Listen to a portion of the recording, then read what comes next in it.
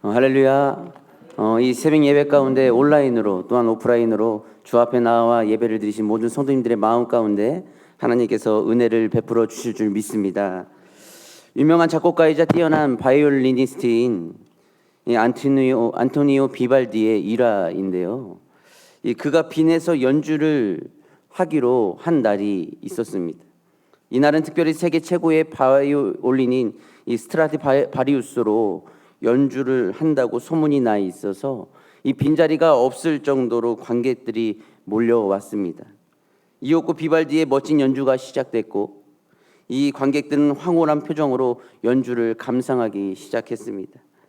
연주를 듣는 관객들은 대부분 이 비발디도 비발디지만 이 최고의 명기인 바이올린 이 스트라디바리우스의 이 선율에 흠뻑 젖어 있었던 것이 이 관객들의 모습이었죠.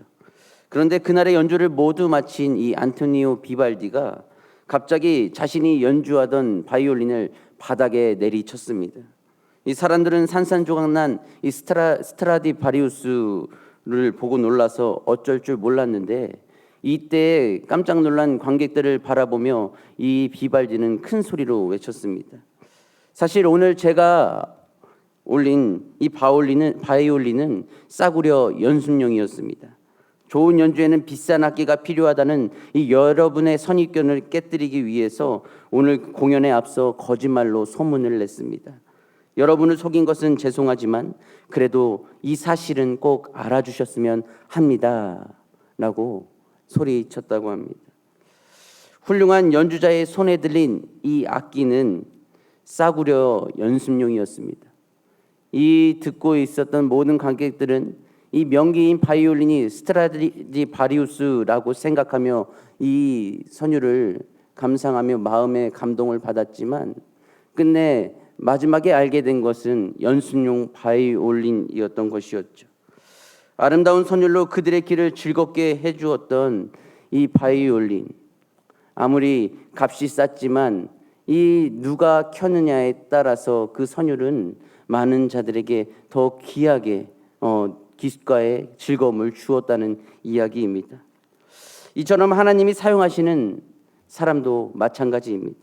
보잘것없는 나의 모습일지라도 하나님의 손에 붙들려 나아간다면 그는 이제 하나님께서 아름다운 선율로 그 사람을 빚어 가신다는 말씀입니다. 우리의 능력으로 우리의 힘으로 아무리 쓸지라도 그것은 한계가 있지만 전능하신 하나님의 손에 붙들려 나아간다면 우리의 생각의 한계를 뛰어넘어 우리를 곳곳마다 세워주신 곳곳마다 그 생각의 이상으로 사용하여 주신다는 것을 믿으시기를 바랍니다. 오늘 본문 말씀은 베드로의 신학이 있는 또한 베드로의 고백이 있는 말씀인데요. 너무나 유명한 고백이죠. 너희는 나를 누구라 하느냐라는 이 예수님의 질문에 대하여 베드로는 고백했습니다. 주는 그리스도시요 살아계신 하나님의 아들이시니이다 라고 말했습니다. 이 말은, 이 고백은 무슨 뜻입니까? 예수님은 예언된 구원자이시며 하나님의 아들이시다라는 것을 고백한 것이었습니다. 예수님께서 이에 대해 베드로에게 말씀하셨습니다. 이것을 알게 한 분은 너의 스스로의 능력이 아니라 바로 하나님이시다. 하나님께서 알게 하신 자가 이 베드로뿐일까요? 우리도 같습니다. 우리도 깨닫게 하여 주셨습니다. 하나님께서 우리를 깨닫게 하셨기 때문에 우리는 오늘도 이 성전에서 예배를 드리고 기도하고 찬양하고 있는 것이 아닐까요? 이 고백은 단지 베드로만의 고백이 아니라는 사실입니다. 성경이 증거하고 예수님께서 우리에게 증거하라 하신 복음의 핵심적인 말씀인 것입니다. 기쁜 소식을 뜻하는 이 복음은 하나님께서 모든 만민에게 주신 은혜의 선물. 왜 은혜의 선물일까요? 이 복음 안에는 영원한 생명이 있기 때문입니다. 요한복음 17장 3절에서는 이렇게 말씀합니다. 영생은 곧 유일하신 참 하나님과 그가 보내신 자 예수 그리스도를 아는 것이니이다. 예수 그리스도를 아는 것은 영원한 생명을 얻는 것입니다. 그러나 성경은 아는 것으로 끝나서는 안 된다고 우리에게 일러줍니다. 로마서 10장 10절 말씀에는 이렇게 말씀합니다. 사람이 마음으로 믿어 의에 이르고 입으로 시인하여 구원에 이르느니라.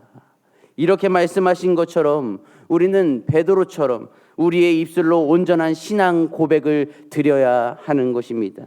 우리도 일상 속에서 힘들 때나 즐거울 때나 어느 때라도 우리가 믿고 있는 한 분, 의지하고 있는 그 한 분 예수 그리스도를 고백하는 삶을 살아가야 된다는 것.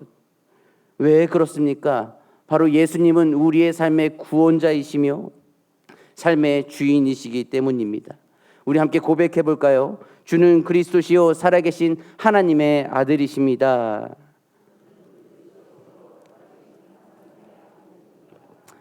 믿으십니까? 아멘. 예수님께서는 이 신앙을 고백한 베드로의 이름을 부르시면서 이 반석 위에 내 교회를 세우겠다고 말씀하셨습니다.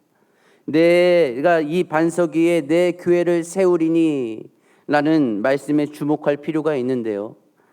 이 교회를 세우는 주체가 누구십니까? 바로 주님이십니다. 교회의 소유주 역시 주님이시다라는 것입니다. 교회의 설립자도 주인도 바로 주님이십니다. 믿으십니까? 그렇게 주의 뜻대로 세워져 갈 때에 음부의 권세는 아무 힘도 발휘하지 못한다는 것을 믿으시기를 바랍니다. 영적인 주의 능력으로 이 음부의 권세를 물리치는 그 능력은 나의 능력이 아니라 바로 하나님께로부터 주어주시는 그 능력이다라는 것이죠. 바로 이 고백 위에 그 능력은 나타날 것이며 이 고백을 통하여 하나님의 역사는 우리의 삶을 통해 우리 교회를 통해 이 세상에 비춰진다는 것을 믿으시기를 바랍니다. 음부의 권세가 흔들지 못한 우리 교회가 창립 17주년을 맞이했습니다. 지금까지 인도하신 분은 누구실까요? 바로 하나님이십니다. 에베네셀의 하나님, 이 하나님께서는 어떠한 환경과 상황에도 모든 장벽을 넘어가게 하시고 흔들리지 않도록 우리 교회를 붙들어 주셨습니다.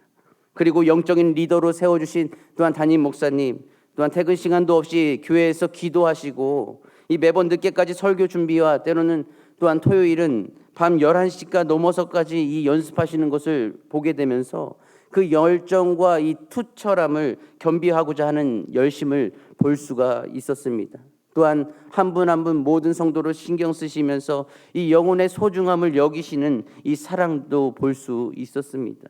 그리고 우리 교회 안에 하나님께서 또한 세워주신 장로님들로부터 임직자이신 안수지사님, 또한 권사님, 또한 모든 성도님들, 하나님께서 적재적소에서 맡겨주신 이 사역을 잘 감당하며 새벽을 깨워 눈물의 씨앗을 뿌리고 이 교회를 사랑하는 마음으로 달려오시는 모습이 얼마나 아름다웠습니까? 다산다난한 일들이 없었다고는 말은 할 수 없겠지만 그 과정 속에서도 하나님은 성도들을 세우시고 영적으로 성장의 길로 인도해 주셨다는 것입니다. 이렇게 담임 목사님으로부터 모든 교우가 하나 되어 힘을 쏟았기에 하나님께서 이 교회를 이 반석 위에 더욱 든든히 세워주신 것이 아니겠습니까? 우리 교회 곳곳에는 우리 성도님들의 사랑의 손길과 마음의 흔적들이 이곳저곳에 묻어 있습니다. 기도의 흔적이, 또한 눈물의 흔적이, 또한 손길의 흔적이, 또한 찬양의 흔적들이 모든 곳곳에 남아 있습니다. 우리 교회가 더욱 아름답고 멋진 것은 이 코로나 가운데에서도 예배의 문을 닫지 않았다는 것입니다. 또한 선교를 멈추지 않았습니다. 방역을 기본으로 하고 전도를 멈추지 않았습니다. 찬양의 소리, 기도의 소리를 멈추지 않았습니다. 왜 그렇게 했습니까? 그렇게 기도하고 찬양하고 전도하며 오직 선교하며 나아갈 때 그때에도 하나님은 우리의 교회를 통하여 일하고 계셨다는 것입니다. 지금도 하나님은 우리 교회를 위해서 일하고 계십니다. 우리가 기도할 때, 우리가 찬양할 때 이 모든 영적인 모든 기도를 통하여 하나님 우리의 마음을 터치하시고 그 터치하시는 마음을 통해 사람은 변화되어져 가고 변화되는 삶을 통해 이 세상에 빛을 비추시기 위하여서 오늘도 노력하고 열심을 힘쓰며 나아가고 계시다는 것입니다. 이러한 모습 때문에 이 세상에 힘을 가지고 있는 음부의 권세는 우리 교회를 흔들 수가 없는 것입니다. 왜 그렇습니까? 이 영적인 기도의 불씨가 켜져 있기 때문에 이 도둑인 사단은 우리 교회를 좌지우지할 수 없기 때문입니다. 도둑들은 집에 불이 켜져 있는 곳은 들어가지 않습니다. 불이 꺼져 있고 아무 인기척이 없는 곳을 찾아 들어갑니다. 음부의 권세를 지닌 사단도 그렇습니다. 기도가 꺼진 교회, 전도가 사라진 교회, 모임이 사라진 교회든 그들이 공격하기에 가장 적절한 모습을 지니고 있는 곳에 들어가 이 회방을 놓기 시작하는 것이죠. 그렇기에 교회뿐만이 아니라 우리 모든 각 한 분 한 분을 하나님께서 성전으로 세워주신 것을 알고 계십니까? 모든 각 가정마다 교회의 처처럼 아름다운 거룩한 곳을 세우시기 위해서 우리에게 사명을 주셨고 그 가정을 세우게 하시기 위해 우리를 사용하고 계시다는 것을 잊지 않고 계십니까? 교회의 기도의 불씨가 켜져 있는 것처럼 우리 모든 성도님들 또한 모든 각 가정의 믿음의 기둥으로서 기도의 기둥으로서 이 기도의 불씨를 켜게 하시기 위해서 오늘도 이 새벽을 깨워 이 자리에 나오게 하신 것을 또한 믿고 계십니까? 우리는 영적으로 늘 깨어 기도해야 이 영적인 이 음부의 권세는 절대로 우리를 흔들지 못한다는 사실입니다. 우리 교회가 이 영적으로 기도의 불을 밝히며 나아갔기 때문에 우리는 때로는 흔들렸을지라도 다시금 견고하게 세우신 것은 하나님이셨습니다. 상반기도 하나님의 은혜로 이렇게 달려왔습니다. 시작된 2021년 하반기 새로운 시작의 종이 울렸습니다. 하반기에도 이 교회를 사랑하는 마음으로 하나 되어 기도하고 또한 전도하며 이 모임에 힘쓰는 우리 모든 성도님들이 되시기를 바랍니다. 주의 뜻대로 이 모든 것을 세워 나아갈 때에 하나님께서는 우리 교회를 또한 성도 한 분 한 분의 가정들을 영적으로 더욱 견고하게 세워 나아가실 것입니다. 로마 가톨릭 교회의 부패의 반기를 든 독일의 종교개혁자 이 마틴 루터는 교회에 대하여 다음과 같이 말했습니다. 진정한 교회는 세상적인 눈으로 보면 참으로 누추하고 보잘것이 없다. 그러나 하나님 앞에서는 귀중하고 사랑스러우며 높은 평가를 받는다. 세상의 눈으로 보았을 때에 누추하고 보잘것이 없는 교회 같지만 하나님은 우리 교회와 성도를 사랑하시고 최고로 또한 우선순위로 여기고 이끌어 가신다는 것을 잊지 마시기를 바랍니다. 이 베드로의 신앙 고백 위에 주님의 교회를 세워주신 것처럼 우리 교회도 담임 목사님으로부터 모든 성도의 신앙 고백 위에 이 교회가 세워진 줄을 믿습니다. 이 교회의 17번째 생일 우리 모두가 축하하되 여기까지 인도하신 하나님께 최고의 영광과 감사를 돌리며 나아가시기를 주님의 이름으로 축원합니다. 함께 기도하시겠습니다. 사랑의 하나님 아버지, 주는 그리스도시요 살아계신 하나님의 아들이시니이다. 나는 이 베드로의 신앙 고백 위에 내 교회를 세우겠다 말씀하신 귀한 축복, 아버지, 우리 모든 교회도 담임 목사님으로부터 모든 성도들의 고백 위에 귀한 교회를 세워주신 줄을 믿습니다.